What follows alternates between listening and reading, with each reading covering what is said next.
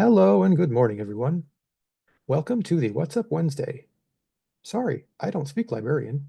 Finding your voice and writing for your audience webinar with Trent Arens, Marketing and Communications Manager with Naperville Public Library. My name is George Bergstrom, and I am the Southern Regional Coordinator for the Indiana State Library's Professional Development Office, and I'll be the question moderator for today. I'd like to start off the webinar with a few announcements. To register for other webinars or other trainings available from the Professional Development Office, please see the Indiana State Library's events calendar, which can be found on our website at www.in.gov/library. This session is 1 hour, so you'll be eligible for 1 LEU. If you are watching the archived recording of this webinar, the instructions on how to obtain your LEU are available in the video's description on YouTube. Or you can also find those instructions on the Indiana State Library's continuing education site under the LEU policies. I'll now turn the presentation over to Trent. Right. Thank you, George, and good morning, everyone. As George said, today's presentation is entitled, Sorry, I Don't Speak Librarian, Finding Your Voice and Writing for Your Audience. So just a little bit about me to get us started. My name is Trent Arens. I'm the Marketing and Communications Manager at Naperville Public Library. I've been here at the library for almost 4 years now. Prior to that, I actually worked in higher education for nearly a decade, first in alumni relations and then in enrollment marketing. And I think the nice thing about coming into this role from outside of the library world is that I really had an opportunity to look at our marketing from the lens of an outsider, coming into this role, not necessarily being familiar with a bunch of the library jargon or certain programs or things like that, really allowed me to kind of take a more critical eye to our marketing materials and trying to figure out, are we really reaching who we want to reach with our marketing materials? And also, if we're reaching them, are they understanding what we have to say in those marketing materials? So we'll kind of cover a little bit of that today in terms of trying to refocus our eyes, not necessarily looking at things from a staff perspective, but from a customer perspective as well. I know now that I've been here for almost 4 years, there's times where I have to remind myself to kind of look at things with that outside perspective. And hopefully there's a few things in today's webinar that will help you with that as well. So just a little bit about Naperville Public Library. We are located 28 miles west of Chicago with a population of about 145,000. We are expecting a lot of snow today, not the 5 to 7 inches they were saying yesterday. We're down to 2 to 3 inches, but we'll see exactly what the meteorologists have in store for us later. Our library is the second highest circulating public library in Illinois, behind the Chicago Public Library. We have 3 full-service library locations throughout the city. And just a few stats for you, since 2024 is fresh in our minds. We had just over 68,000 cardholders in 2024. Our circulation was just over 3 million items, and we had almost 1.4 million visits during the last year. And then a little bit about our marketing team. So we're very lucky that we have a robust marketing team here at Naperville Public Library. I, again, serve as the Marketing and Communications Manager. We also have a graphic designer who does all of our design work, a marketing specialist who really focuses on our social media, our email marketing, as well as does a lot of our writing for us. We also have a visual media specialist who is in charge of all of our photography and videography. We have a part-time web specialist who, as their title suggests, is in charge of our website, and then a project coordinator who makes sure that all of our projects get done on time and is also responsible of working with all of our outside print vendors, promo item orders, and that sort of thing. Before I jump into the presentation, I just wanted to get a sense of kind of the makeup of today's call, curious to know what role you play at your library, if there's a general area, whether it is marketing specifically or some other public service. If you could put that in the chat just to give me a better idea of who I'm talking to today, that would be really helpful.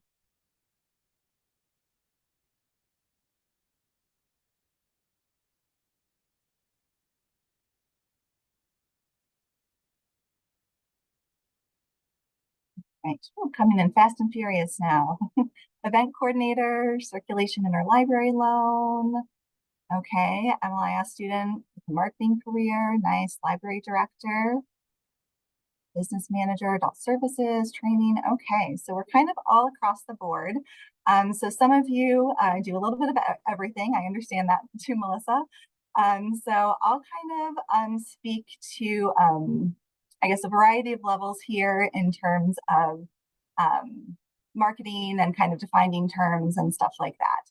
So, all right. We'll jump here then into defining a few different terms. First of all, a brand, which hopefully everyone is familiar with, but by definition, according to the American Marketing Association, a brand is a name, term, design, symbol, or any other feature that identifies one seller's goods or service as distinct from those of other sellers. So I think most of us know the term brand. We know, Nike, Disney, Under Armour, Apple, a variety of different things.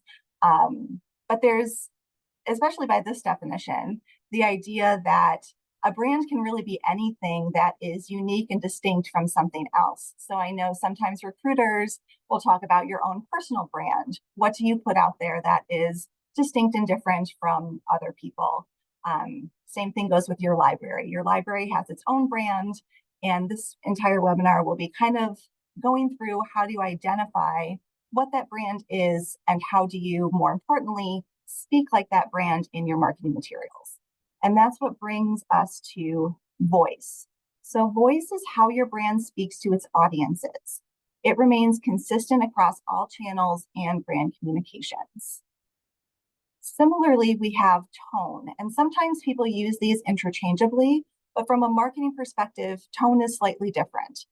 So tone is the overall feeling of the language you use in brand materials. And the big difference is that it changes depending on the subject and audience that you're talking to. So while voice should remain the same across all channels, tone can vary, again, depending on audience, subject matter, even current events. For example, with the wildfires out in LA, some brands will take on a more somber tone depending on what they're addressing. Things like that, again, can shift depending on what's going on in the world and what exactly you're speaking to in your marketing materials. So there are hundreds and hundreds of words that you can use to describe your voice. And on the screen, you will see quite a few of them. As you're thinking about your brand voice, I want you to really try to pinpoint how you want to speak to your audience and be as specific as possible. So you'll notice that a lot of these terms are very specific. It's not just happy or sad. It's, are we edgy? Most libraries aren't, but maybe you are. Are you hopeful? Are you humorous? Even going along the lines of, the words funny, humorous, lighthearted, entertaining. All of those sound very similar, but there's different nuances to them. So as you're exploring your voice, I want you to really try and dig into what each of these words mean and how they have your brand perceived.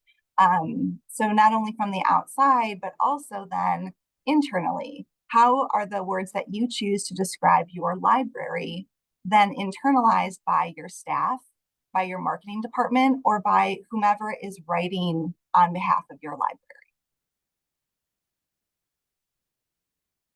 So how do you take that very long list, along with all of the other possible adjectives that are out there, and distill it down into your brand voice? You might be able to rattle off a few different words right off the bat that really resonate with your brand. We're friendly, we're cheerful, we're honest, et cetera, et cetera. But rather than thinking of this as a dichotomy of we are this, we are not that, I'd like to encourage you to think about brand voice like this. We are always blank. We are sometimes blank. And we are never blank. This gives you a little bit of flexibility as you're going through the writing process, especially when we start talking about different tone and different audiences, which we'll cover later. I would encourage you as you're going through and thinking about your own voice to maybe start with the ends where you can come up with the things that we are always, and then the things that we are never, and then kind of fill in the middle. What is your brand sometimes? Again, not all the time, but sometimes we fall into that kind of middle of the road category. So let's take a closer look at two examples of voice. First up, I have this post from the Smithsonian, and depending on your screen size, this might be a little small, so I'll go ahead and read it for you. They said on January 25th, grasslands aren't just fields of grass. They're winter havens for many birds, from eastern meadowlarks to field sparrows. But did you know these birds are facing some of the steepest population declines in North America? Researchers from our Smithsonian's National Zoo and Conservation Biology Institute's Virginia Working Landscapes program and Smithsonian Migratory Bird Center studied how grassland management impacts our feathered friends during the winter months. Here's what we've learned. Fields with tall, undisturbed vegetation during winter welcome the greatest diversity of bird species. Native plants like grasses and wildflowers provide safe cover and abundant food resources for birds wintering in grasslands. And there go my lights. Sorry, clearly I'm not talking with my hands enough as I'm sitting in here. Even small changes like waiting until late winter to mow make a big difference. These discoveries guide us toward better ways to care for the land and help birds thrive. Together, we can create landscapes full of life for birds and beyond. Want to learn more? Check out Virginia Working Landscapes website for more information on bringing back biodiversity. And in contrast to that is this post from the National Park Service.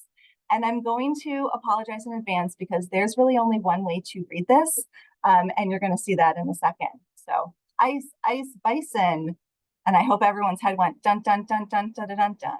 All right, stop, undulate and listen. The bison's back with a brand new admission. It's cold, but that's okay. It's not under pressure to stay warm. In fact, bison have a high cold tolerance. In fact, when the wind blows their coarse fur down against their body, it creates an impenetrable layer of warmth. The coat of a bison is so thick and insulates the bison's body so well that snow landing on the bison will not melt from the heat of the bison's body. Learn more about America's largest land mammal at link.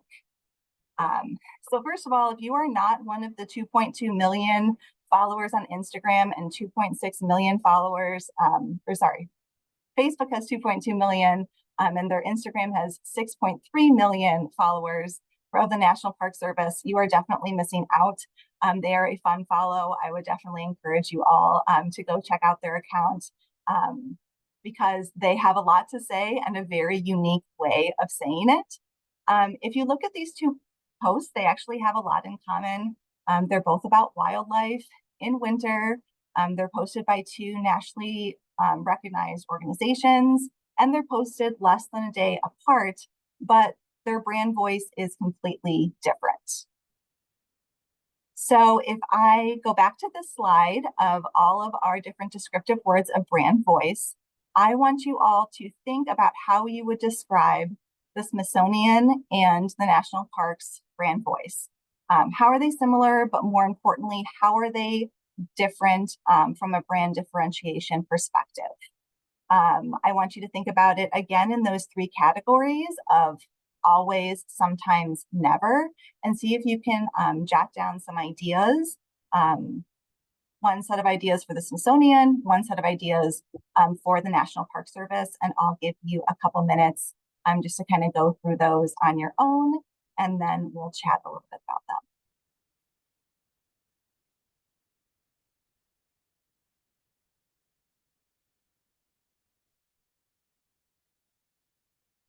That's awesome, Sherry. You should steal that song. And it's not my song. I wish I could take credit for that post, but the National Park Service has actually a lot of bison material. So with your school's mascot being the bison, you should definitely check them out.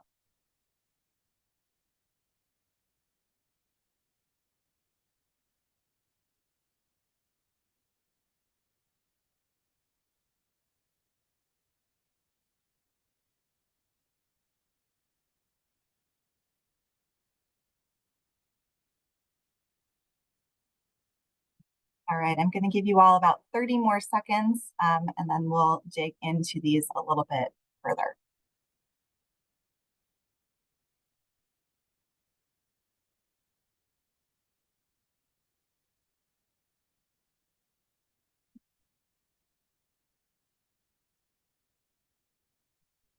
Okay, so I'm going to start with the National Park Service because my guess is that you've probably, or at least hopefully, seen some posts from them before.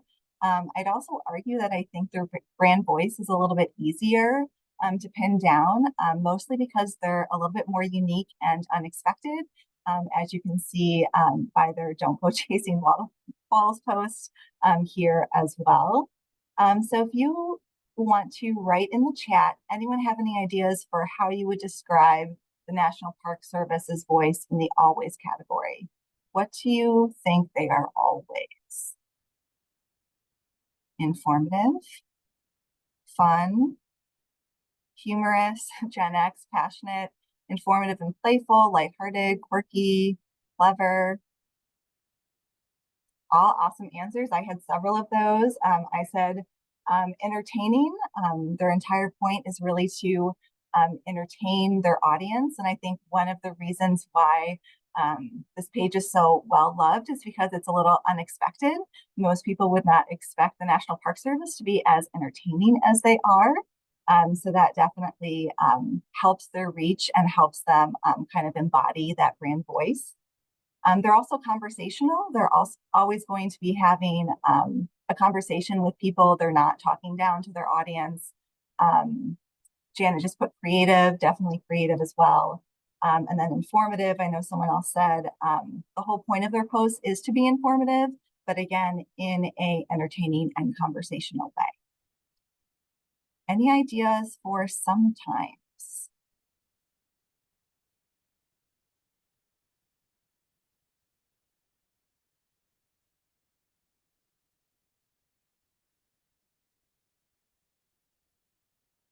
Humorous?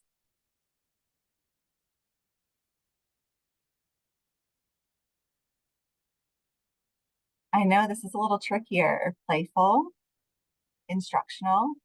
It's a good one.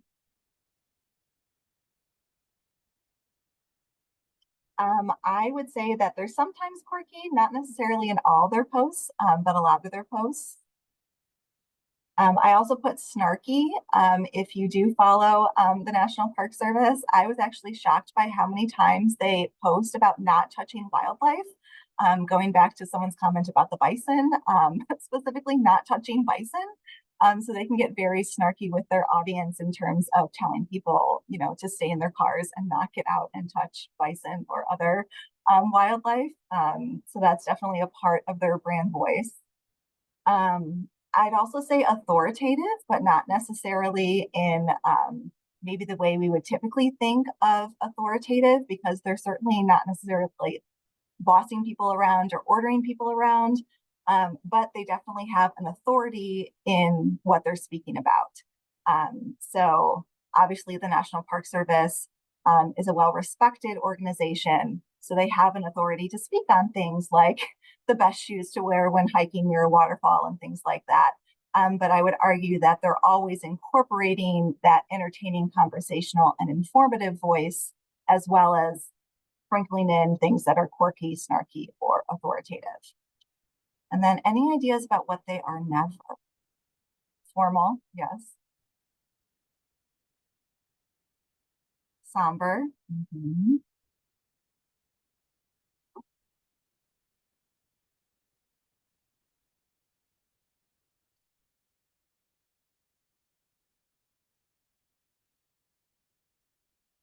Right. Well, I think that there's several here. Dry. They're definitely not writing in a dry voice. They're not stuffy. And I had somber as well. So now let's chat about the Smithsonian. What would you say the Smithsonian is always?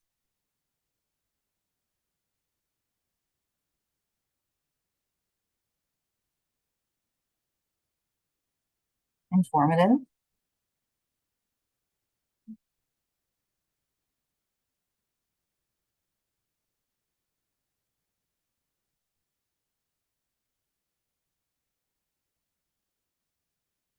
authoritative, knowledgeable, inspirational, good, respectful, professional.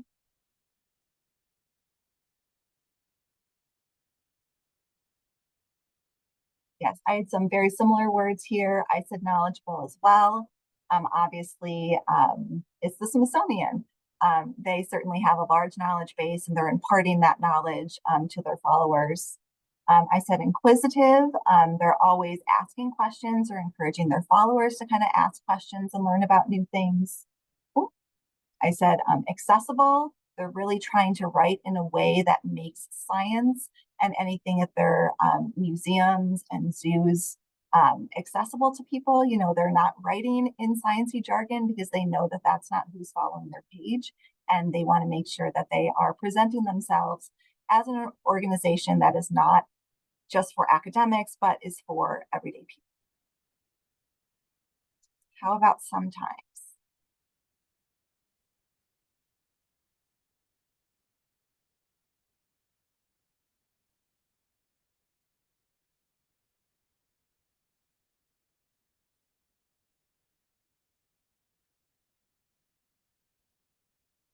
Fun or funny?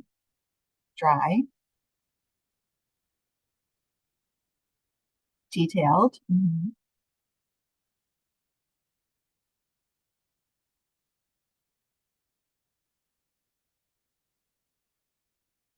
Yeah, sometimes always is, or sometimes is a little bit more hard than always or never. I put there sometimes as inspirational, especially this post that you see on this slide. I would argue that they're definitely taking on that inspirational voice in what they're writing about.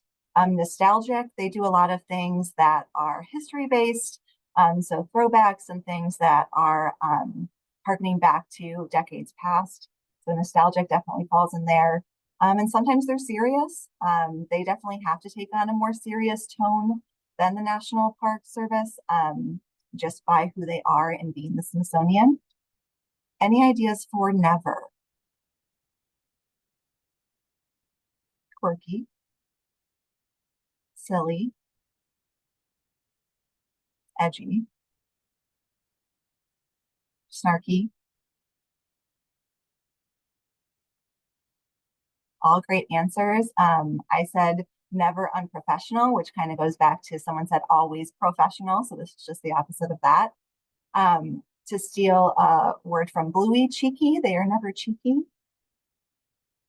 And never ambivalent. They always care very deeply about what they're posting and they're trying to get you as their audience to care very deeply about what they're posting. All right, well, thank you everyone for participating in that little chat. That was great to hear what everyone else thought as well. So going back to your own brand voice, now that you have a list of words that you are always, sometimes, and never, that's a great start. But sometimes you need a little help getting into character, especially when you're starting to write your marketing materials. And that's where personifying your voice comes in. So thinking about who speaks in that voice. And I could think of no better example of personifying brands than these two, Mac and PC. So for those of you who aren't familiar with these commercials, Apple ran a series of commercials from 2006 to 2009 where Justin Long portrayed Mac and John Hodgman was PC. And we're going to show a couple of those just to jog your memory or perhaps introduce you to Mac versus PC if you haven't seen these commercials before. But as you'll soon see from these examples, Mac is portrayed as the cool, user-friendly, tech-savvy guy, while PC is slow, outdated, and about as unhip as they come. So let's jump into these commercials.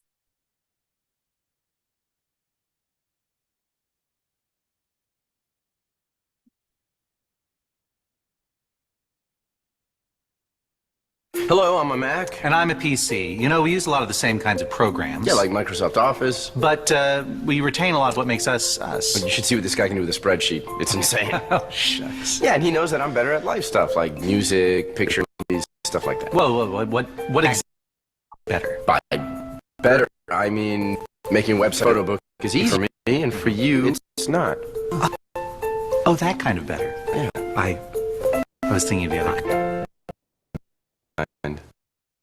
Hello, I'm a Mac. I'm a PC. Oh, hey, iPod. Nice. Yeah, it's just a little something to hold my slow jams. Oh, yeah? Yeah.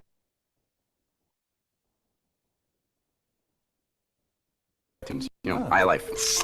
Comes on every Mac. iLife. Well, I have some very cool apps that are bundled with me. Well, like, what do you got? Calculator. That's cool. Mm-hmm. Anything else? Clock. A clock. Sounds like hours of fun. Yep. Or at least minutes. Hello, I'm a Mac. And I'm a PC. We've got a little network going here, and it was very easy to set up. We speak each other's language. We share our internet connection, and also the things we do together. This is that digital camera. Just Wait. You speak her language? Oh, yeah, absolutely. You just works with a Mac. Yeah. Buongiorno. Hello. Hello, I'm a Mac. Hello, I'm a PC. We have a lot in common these days. Both Microsoft Office, we share files. Great, just get along. PC. Okay. Hi, I'm a PC. Okay, we're probably moving on. Yeah, I had to restart. You know how it is. Actually, I don't. Oh, what? Macs don't have to. We had him, then we lost him. I'm gonna go get IT. Keep an eye on him. Hello, I'm a Mac. And I'm a PC.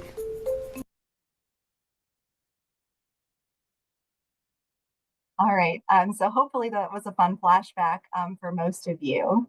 But as we're going into personifying voice, I think it's sometimes easier to think about it as that kind of comparison where we have Mac versus PC. How does Mac speak to its audience versus how PC speaks to its audience? Or at least how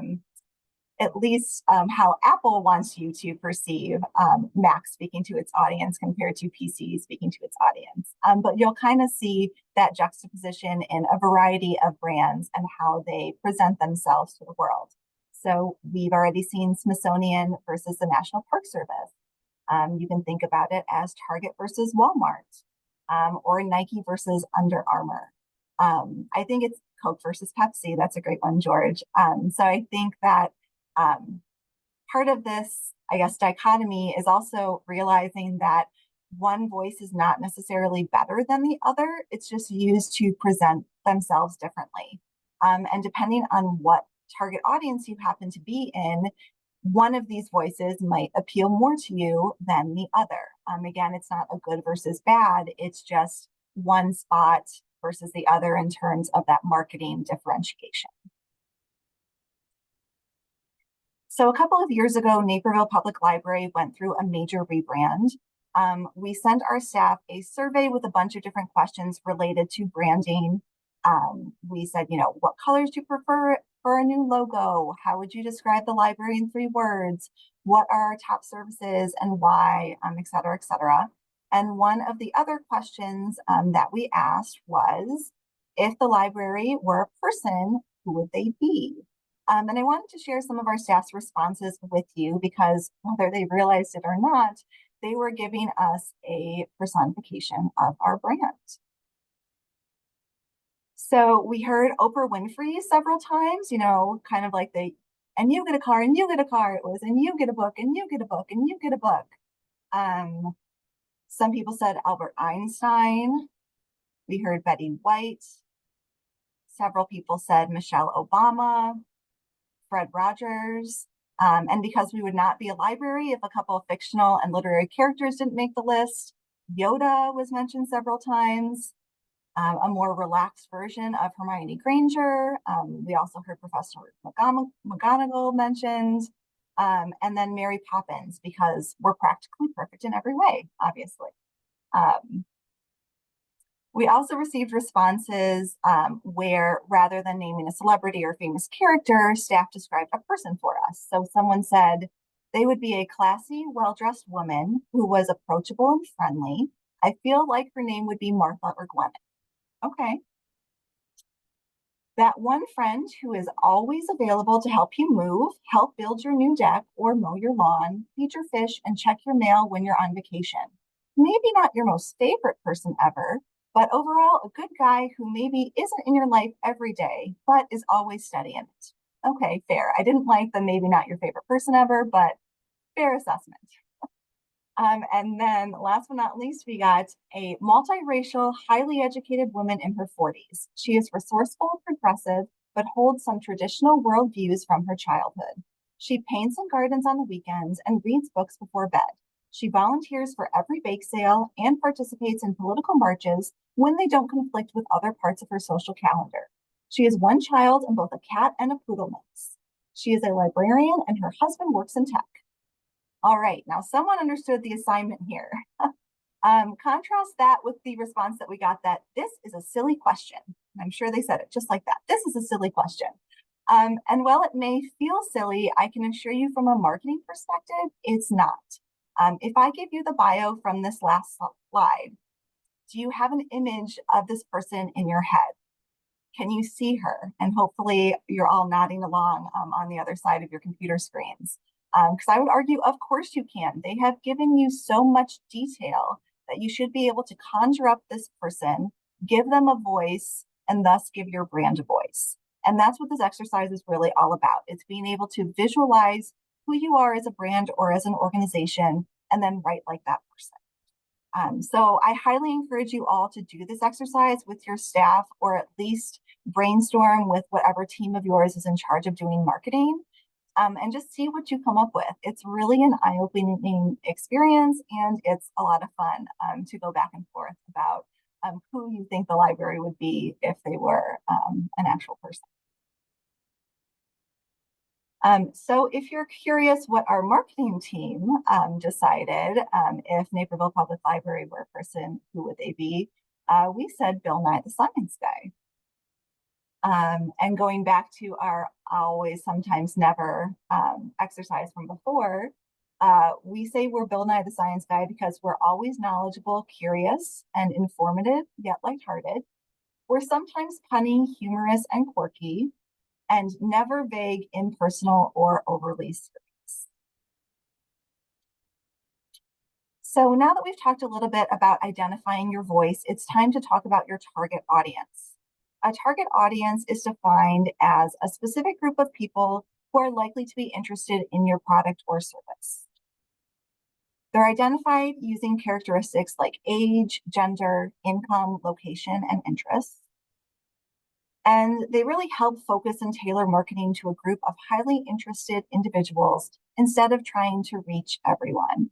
I'm sure anyone who works specifically in library marketing has heard this before, but if someone comes up to you and says, well, this program is for everyone, Trent, I want you to reach everyone for this program. I have to say, no, it's not. Well, a program might be open to people of all ages, or they're trying to convey that anyone is welcome at a program. For marketing purposes, you need to identify who the program is for so that you know who you're gearing your marketing materials to. There might be more than one target audience, but the ways you speak to them will, or at least should, be different. So if we go back to our definitions of voice and tone from earlier, your target audience is going to be one of the things that affects your tone. While your voice should stay the same, again, always referencing those words that you've come up with as a part of the always, sometimes, never exercise, your tone is what changes. Writers can convey tone in a variety of different ways, whether it's word choice, sentence structure, sentence length, paragraph length, the use of figurative language, everything like that can affect your tone. And what tone you select really depends, again, on that situational experience, what you're describing, and I would argue most importantly, your target audience. For example, if you're an academic library, I'm sure you're going to speak to a student very differently than you're going to speak to a faculty member. It just goes with the knowledge base there. It goes with how familiar they are with your products and services. It goes with the level of respect and, again, that familiarity that you have with a faculty member versus perhaps a student, especially a freshman or someone who's new to campus. You're not going to be able to talk about things the same way, even if it's the same product or service you're selling. It just doesn't make sense because you're not going to be able to impart that information on both audiences the same way. Similarly, if I'm trying to sell a program about study abroad to both parents and their teenage children, I'm certainly not going to talk to a parent the same way that I'm going to talk to the teen. The tone is going to have to change because that target audience is different. So other considerations while we're talking about tone and speaking about our target audience, I just wanted to touch on a few other things to consider, particularly when it comes to the language that you're using to speak to different target audiences. So this goes back to what I said very early on about trying to view your library programs and services through the lens of your customers. You need to speak to them using accessible language, and that's just as important as the voice and the tone that you're using to convey your message. So I'll share a couple examples from my library. I'm sure you can think of ones from your own organization, but this first one is probably one of my biggest pet peeves. And it refers to these lovely slips of colored paper that we have out at our desks with reading recommendations on them. Our staff refers to them as BIBs, short for bibliographies. And I don't know if that's something that you all refer to them as in your library system, but for me, a bibliography is the list of sources that came at the end of my second grade paper on dinosaurs. It is not these, what we now refer to as book lists. From a public perspective, we feel like it makes more sense to call them what they are. They're a book list. They're a list of book recommendations that our staff has put together. And well, no matter how hard I try, I cannot get them to stop requesting that we print more bibs. When we're referring to them for the public, we refer to them as book lists. Similarly, we also have used the word downloadables in a lot of our marketing materials in the past. We are trying our best to get away from that terminology and refer to things as, digital resources or, again, focusing on that digital piece of it, because even though when you're in, the Libby app or something like that, you might need to download an ebook or download an e-audiobook. Referring to them as downloadables is not only a mouthful, I don't know if it's a real word, but it also is very antiquated and doesn't necessarily get across exactly what we're talking about. Similarly, I would encourage you all to take a look at when you're using different names for things, especially when speaking to people who may not be familiar with your resources. Again, I'm thinking about things like Overdrive, Libby, Hoopla.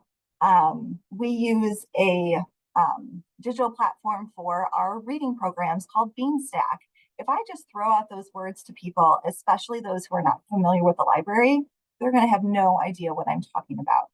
So making sure that when you're using things that have specific names like that you might be familiar with because it's in your everyday vernacular. You pull up Libby on your lunch break every single day and read your ebook. Most people that you're speaking to aren't going to have that familiarity with those resources. So again, reminding yourselves who you're talking to and whether or not that target audience is going to be familiar with these different library jargon terms. Another good one is acronyms. Libraries and academia, we love acronyms.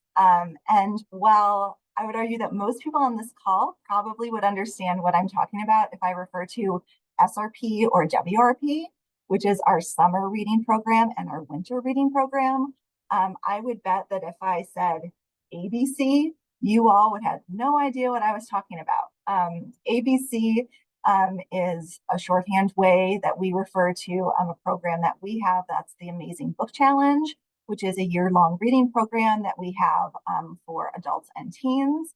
But we definitely do not use ABC out in the public because people do not have any idea what that means. I actually wrote it in an email a couple months ago to our head of collection services, and she wrote back, "What is ABC?"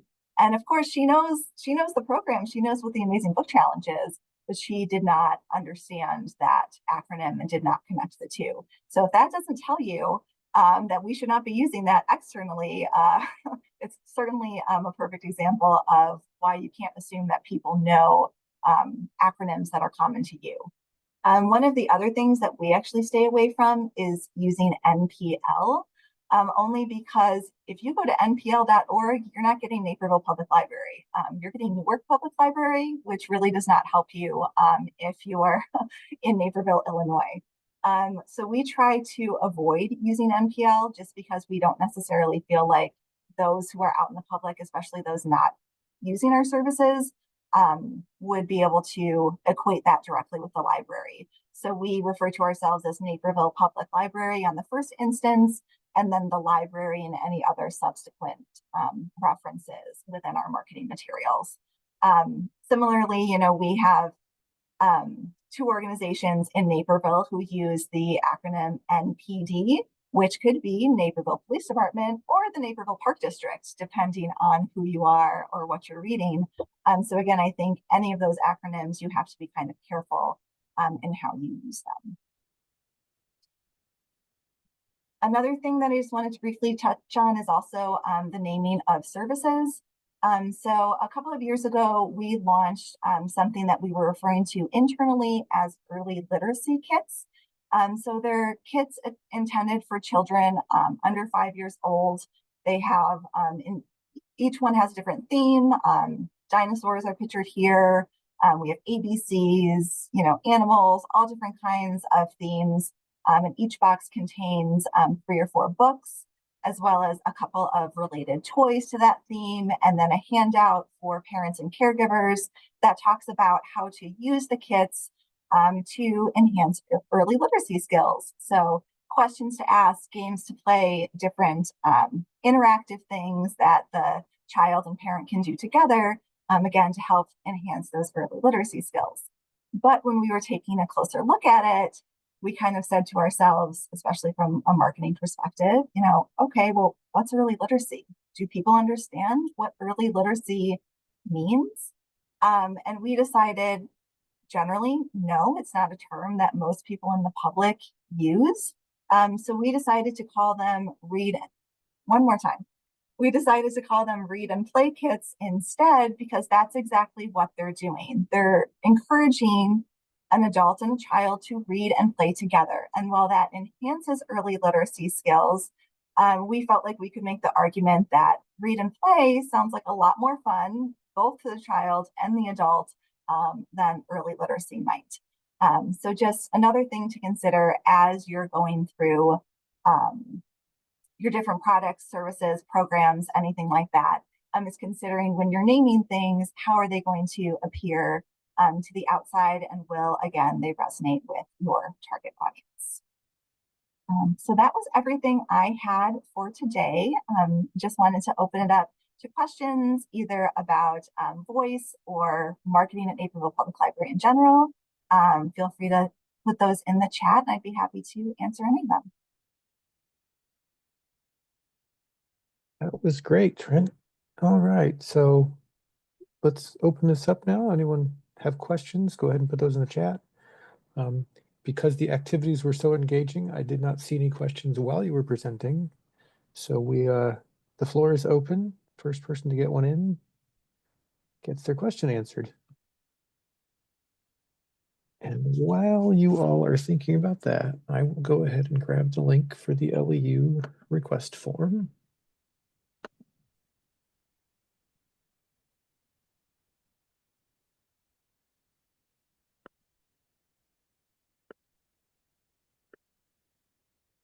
And I will drop that in the chat as well. All right. So while people are still thinking about those or typing away, um, have you, I guess after that rebranding and the exercises with the staff, um, did that make the job of the marketing folks easier? Did you get a lot of pushback? Oh, I think that so we had been using the same logo and the same branding for about 20 years. So I think everyone was ready for a refresh. And to be honest, I felt like before that we didn't really have a set um, a, a set brand. We kind of were all over the place. We had gone through a few iterations of, a bunch of people logging in and doing posts on our social media as an example. And all of those had very different voice and tone and didn't really um, follow any specific protocol. So I think it was kind of a welcomed change. We've also seen a really great response from our community in terms of being more interactive on social media, even, comment cards in the library saying how much they're enjoying our marketing materials and, the changes we've made to like our mailer that we send out and things like that. So while I think it's more of a challenge to get everyone on board, with writing and I guess just kind of personifying that brand voice as a whole, I think it's been kind of a welcome change since we were in desperate need of a refresh. all right. And to follow up on that, Sarah asks, can you give an example of using the same voice but different tones for a library activity? Let me think about this.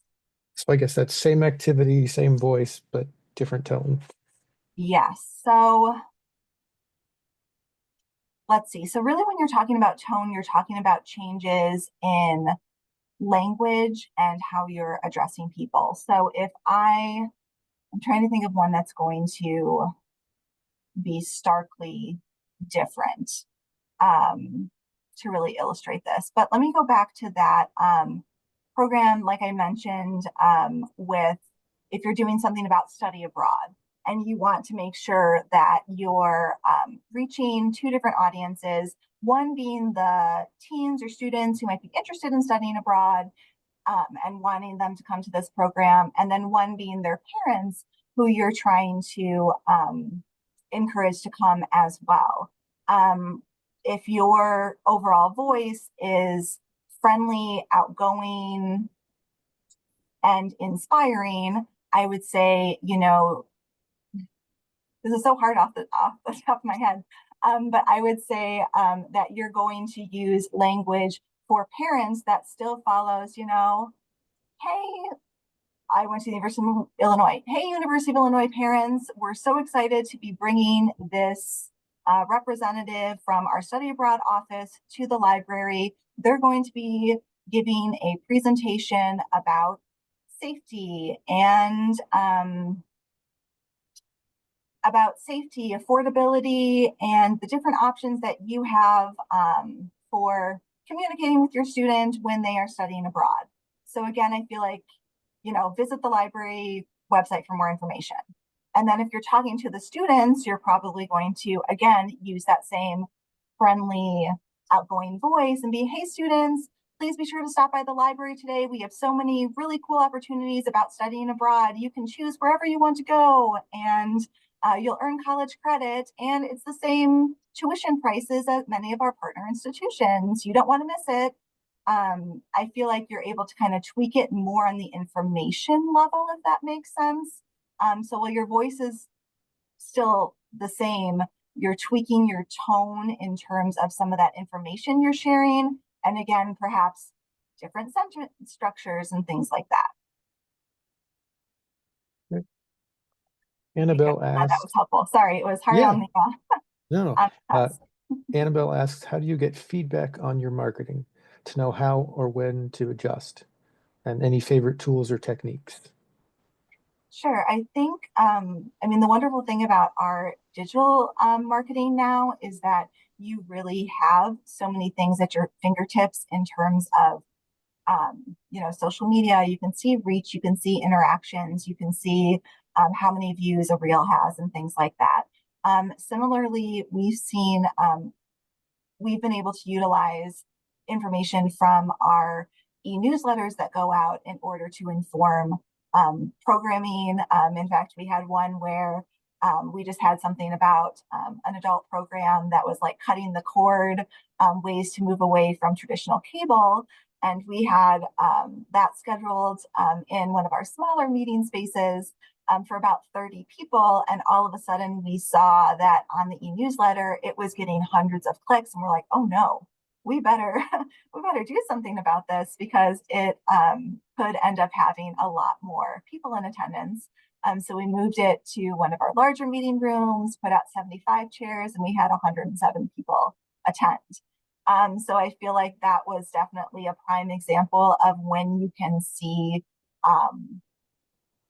using those marketing tools to see how far something is reaching, and then being able to react quickly. Because if we didn't have that data, if our marketing specialist wasn't looking at it closely enough and just let it roll, we would be 4 times the capacity of the meeting space that we had it scheduled in. So I think that that's definitely something that we've been able to utilize. I would encourage you to keep an eye on all of those digital resources, because that definitely is helpful. One of the other things that we've started looking at too is, we have kind of traditional things that we can check off our boxes in terms of marketing resources. So if we're launching, say, a new book club, we'll make sure that it's in our quarterly mailer. It'll be in our e-newsletter. It'll be on social media.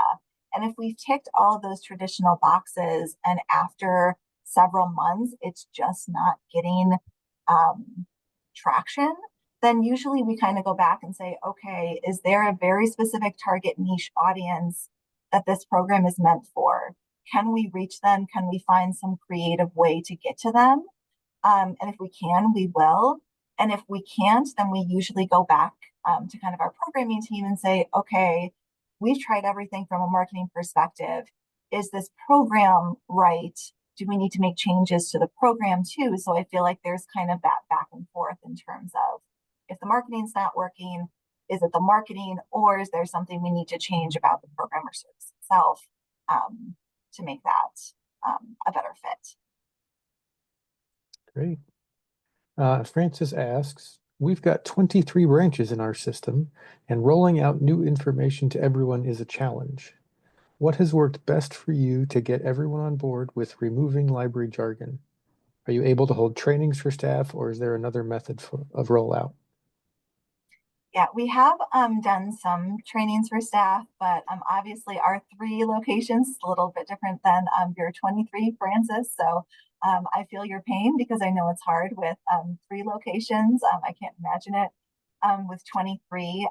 But we have a style guide that we put out that is kind of broken out into a few different sections, kind of the most important things that we want people to focus on. We have a much longer style guide for the marketing team. And then we have kind of a shorter, harder hitting style guide for the rest of the library that focuses on things like removing acronyms, focuses on how we write things in terms of our style in like our library calendar. So all of our programming staff will go in and put entries into our library calendar, and then marketing goes back and proofreads things and then publishes everything. So we have one page within that style guide that's dedicated towards how do we put things in our library calendar, and how do you write that the capacity is 20 people? Is it people? Is it participants? Is it pairs? And kind of goes through things that they can just copy paste over. And the expectation is, when we see something that maybe doesn't follow that style, we'll send the person a nice friendly reminder like, hey, thanks so much for putting in your program info. Don't forget to refer to page 3 of the style guide. And you can just copy paste, our standard blurbs over to make sure that everything is consistent. So being able to refer, I think, to that, it's not physical, it's digital, but physical actual page numbers and things like that is very helpful, because I feel like you can talk to them in a training. I think you'll reach some people that way, but people forget. And especially when we're doing things, like I said, entering things in our calendar happens on a quarterly basis. So you've got 3 months in between entering that happens, where people are going to forget exactly how the library wants them to word things. So I think having that reference piece is really important. Nice. All right. I don't see any other questions. I'll give it one more call out. We've got about 5 minutes left. So if anyone does have another question, feel free to put that in. We're definitely starting to get the thank yous. Thank you, everyone. And my email is up here. So if you ever want to reach out or ask more specific questions, I'd be happy to chat with you all. Yeah, looks like we're definitely getting the thanks. So I'm going to go ahead and stop the recording. The link for the LE request form was in the chat a couple times.